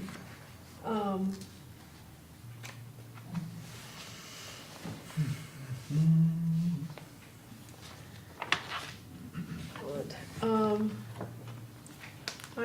Do have a question about dumpsters. We did not talk about them. I know that some are internal, some are external. As I'm reviewing my notes here, my question was to ask, are they being shared amongst the buildings? Especially when it comes to A building and the Lincoln Inn, since there seems to be no dumpster there. But there is talking about improvement of waste disposal area behind the Lincoln Inn next to the barn apartments. Do you wanna, I know you've closed it, but do you want me to address that? If you could, please. So the dumpster area between the Lincoln Inn is right in here. Yes, is that gonna be shared between those two buildings? That would be shared between the two buildings. There's a facility at the garage level in between B and C. So it's internally accessed from the garage, and that will be shared between those two buildings. We have not conceived of what that would be for the building E building as of yet. For the building D building, Right, that was noted on the. yeah, there's a spot over here for a dumpster built structure. And we have to accommodate composting now, so Yes. it's gonna be fun. Green roof, put compost up on the roof. There you go. No, that will attract too many seagulls. So I'm going through, first of all, I just wanna say, I think this project is extremely well presented, for a project this complex with a number of buildings and multiple designers, and it's come together really well. Overall, I just really appreciate that it shows up at our, planning commission, fairly well polished, so thanks very much for that. And Robin, I had a couple things on the proposed stipulations, because I'm pretty sure this is gonna be, okay. On we went through the staff comments, and there were some waivers and some other things that were in there, so Waiver for the lights? I see the one on the lights. I don't see the one where they wanted to have a narrower No, well, that was, access. do that, the planning commission decide whether you want to give them. Well, we have to, I don't mind, but on number 15, you said the proposed, That's what the opening village was- engineer recommended. Well, so, is that a different access point than the one that we're trying to make smaller? So now we have what was presented, and then you want it to be bigger, and somebody wants it to be smaller. Village engineer wants it to be bigger. I was putting what he says in there. So, this one that's up here now. So it's that one. Yeah, it has to shift. Right now, it's currently located up here. To accommodate the new parking layout, it's shifting to the north. Mhm. And we had originally had it shown as 22 feet, because it'll be a one-way entrance. But the village engineer suggested we make it 24 feet in case in the future it needs to be two-way. It'll be ready, without, disturbing any more ground or pavement. But that doesn't take into consideration the E building. So is that a hardship for you guys if it's 24 feet? I mean, you make it smaller later or make it bigger later? I don't think 2 feet is going to make it one way or the other, so. Okay. Well, we can do it. I think, didn't you already change it to 24 on the plans? Yes. Yeah, so we have an updated plans copy. All right, Right, no, wait, this is Maple Street, no, it's Parks. right. It's That's a it. typo. They're saying it's a typo. Okay, Got me again. but there is an access on Maple Street, Two Maple Street's one way. but that's one way, so we don't have to worry about that one. Right. We're gonna just accept it We're gonna as. accept it as is. Yeah. Okay. Any other discussion on the planning commission? Any more questions that we wanna try and work our way through? I didn't actually hear anything that we're, Do you want to put something in there saying that Gary has to come back with color comments? it's already on your thing. It says all, one of your items is all colors have to be approved, so I was gonna let it ride that way. Well, But, there's no elevation for the Flanders building, and our requirements is that they're all elevations of all buildings. Well, they have to come back when they decide what they want to do. They haven't decided what they want to do yet. That's why Right. they have to come in again for the Flanders building. And And they until can bring they, el- and they can bring the elevation with them. until they touch it, I guess we're not, So can we Say ask that in the them, decision. can we ask them to put a green roof on that? We can, but I don't know if it's gonna be that, Can't force that it. awful. No, can't force them, but suggest it. Although your question about the solar was apropos. And I think they've heard that, you know, they should go forward with solar as, So do you as, wanna as say- as appropriate. Consider solar on the roof? There we go. we encourage the applicant to consider adding Solar solar panels. panels to the rooftop.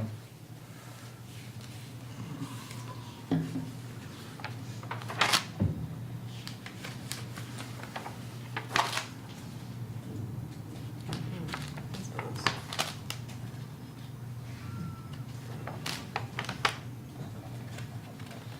Want to tie in Clary's buildings to construction of the Vector? Yeah, that's a tricky one, isn't it?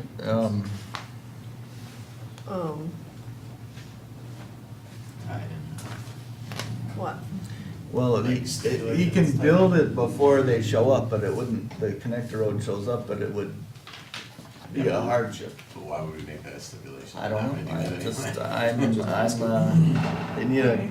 they need some kind of access road to get there until the. Well, they have the driveway, but, Yeah. Right, we can always, you know, do some kind of promotion to this V-Trans to get their, you're not gonna bid until we. Is there a way that we could make, some type of a schedule in a broader sense?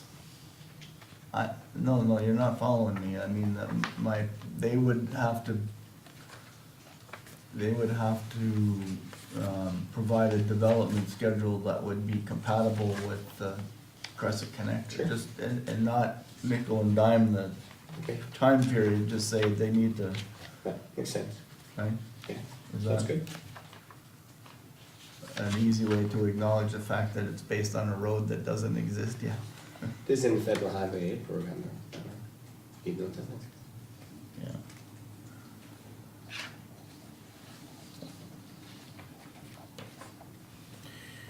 Uh, 23, 24. All right, I'm gonna say, construction schedule shall be compatible with the, construction sequencing of the Crescent Connector.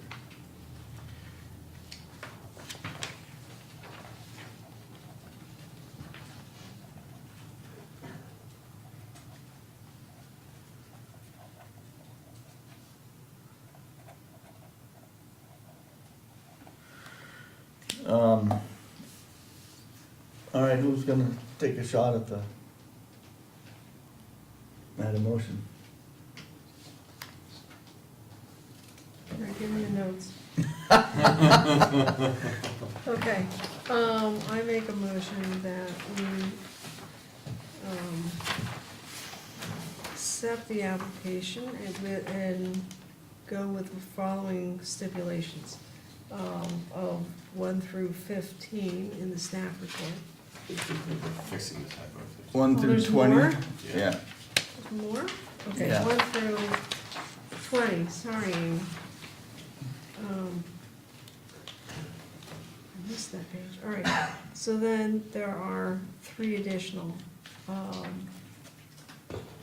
Snow storage and management will That was be, yours, you still have that will be noted, on the final on plan. the final plan. The bike parking, okay, bike parking will be added near business entry points. And those are also noted on the final plan. We encourage the applicant to consider adding solar panels. What was that last to the- part? We encourage the applicant to consider adding solar panels to the roofs. Greenery up there. I encourage, Encourage greenery. and encourage greenery, Green yes. roof. And the last one is the construction schedule to be compatible with the Crescent Connector project. Not good enough for 3 maple, it doesn't have to be for 3 maple.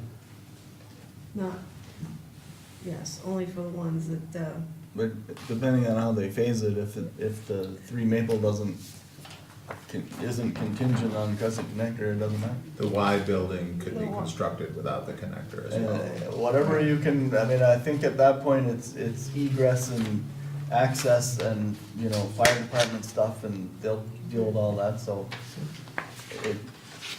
I'm trying not to be too limiting in the statement, you need to sort it out. Yeah, understood. Okay. Do we need to officially change language in 15 to change that from Maple Street to Park Street? that's Or- correct. Yeah, okay, did we do that? Good point, yeah, no, we didn't do No, that. we did Is there not gonna do be that. widening a road there? You have that, Amy? So that's Park Street. It's Park Street instead of Maple Street in number 15.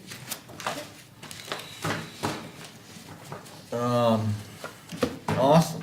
Any other items that we missed, anyone else? Did you have that toning down of the color scheme? Was that? Well, we have to, they have to, when they have the final colors, we get to approve them. Oh, okay, Right. Yeah, just like the Flanders elevation needs to come in at the same time. okay. So, on the Flanders building, since the grades are all changing, there will be changes to those facades in order to complete the construction that we're talking about already, so we will see that at some point. Correct, the Crescent yeah. Connector construction Yeah. affects the facade of the Flanders building, the removal of the 2 adjunct sheds. You know, we're gonna take a scalpel to every side of that thing, and so, And there's an upgrade of it's sort of a loading dock area now up front. And that'll be upgraded into more of a pedestrian oriented space. All right, I don't have any more comments or questions myself. Everybody else on the board good? You ready to vote? Need a second on the motion. I need a second on the motion. All right, so Diane made a motion. Right. Second. Steve second. All in favor, say aye. Aye. Opposed? Motion carries. Project approved as conditioned. Thank you very much. thank you. Good job. Nice job. Nice. I would like to take the PC for a walk on Park Street. Are we done? Where's Well, my, actually, you got all your samples? given that we Let's just take those over. Let's for go. other planning commission items, Yeah? given that I've been seeing these lovely bird's eye views in here Yeah. of, Clear, thank the you. 5 Aren't corners. those awesome? Those are, oh my gosh, they're awesome. I'm so glad they put them in here. But it also brings up the point of going, well, maybe we should look at, you know, these, not necessarily in conjunction with this plan, but actually look at them, how other projects are dovetailed with what's going on here. I think we should actually we should look and discuss those things at some future time, because we will be doing the land development code shortly. I think we should reflect on how these actually are pictured. So who did the drone flying for those? Cause those are up there a ways, right? Those are- I don't know, I know also in Stantec, the drone flying for the parking structure. these guys shared it. Hey, Mike Busher, Yes. who did the drone pictures? Lincoln Brown. Lincoln Brown did them? Yeah, he's got a drone. Is he a pilot or something? Has he got the? Who's got a drone? He's got a drone. They call them drone pilots, You all can't right? get in, can't get on them, doesn't. Yeah, but, yeah, he does some pretty fun stuff. with it. We're, just from our own planning purposes, we're really impressed with the capabilities offered by having aerial Yeah. yeah. studies of your own community like that. It really shows the context of Yeah. what we're doing, and the multiple angles help understand how it affects, and it, because it brings the other buildings, the existing buildings into context, it really. And the town, you guys used, even more sophisticated, mapping technology for the, town center, study. This is good, though. Yeah. This puts it in context. Yeah, Yeah. yeah, okay. All right, I know Lincoln, so I can talk to him. That's Well, good. I think Who's we looking should, around? He's an illustrator, really. He does architectural renderings and illustrations, mostly in computer now, but, he's been around the area for quite a while. He's a highly regarded, Yeah, he does work all over the Yeah. country. Yeah, He's he's done a- some international stuff. yeah, it's impressive. That's what I'm saying, the quality in the whole presentation was, much higher than we're used to seeing, and I really appreciated that. but the reason I bring it up is because we're gonna be discussing this stuff, I think we should actually look at it and talk about it at the same time. Maybe Robin can write us a grant then, right? Robin's gonna write us a grant to get, drone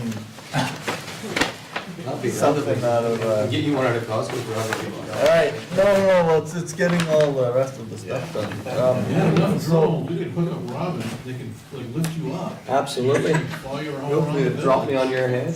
Yeah, drop it on my pavilion, you can have a drink.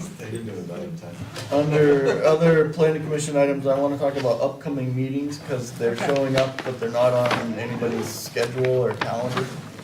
Like, we have our normally scheduled, but they're not scheduled until Terry schedules them, and then I'm not Until we gonna. have something to do.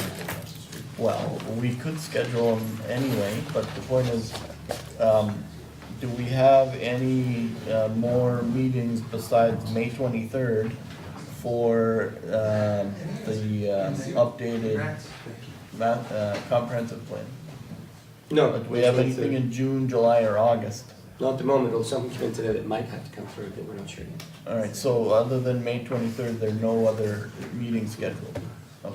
But the people have been talking, there may be something in June for building on Park Street. All right. Like, advanced warning is good because people are scheduling vacations. No vacation. You're away every other week. Yeah. That's it, you're done, sorry. I think you're partner. Yeah. There's so few of us, we have to be Well, careful. I and- know we're out of town. I'm putting it a little bit more directly, it'd be nice to know that we're having a meeting and not read it in the Essex Reporter first. Well, I don't know how that happens, because you guys get it first every single time. No. Because Terry copies me on the emails. Sometimes you don't get the emails, I don't know why that is, because you've told me you didn't get them and everybody else did, I don't know what's happening. Gotta get new internet.